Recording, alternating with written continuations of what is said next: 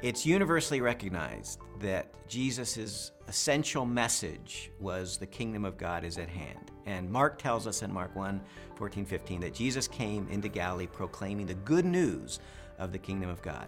And that word good news, or gospel, comes right out of Isaiah. Isaiah predicted that one day there would be the announcement that God's salvation had arrived.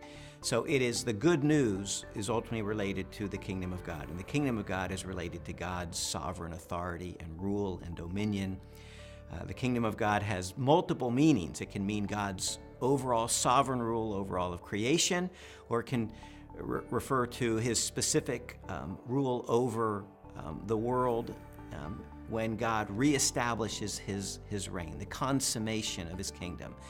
Since human beings are in rebellion against God, have rejected God's authority, God promised in the Old Testament, and we're just talking about Isaiah, in Isaiah's prophecies, to one day reestablish his relationship with his people, to reconcile them to himself, to reestablish his authority and dominion and kingdom.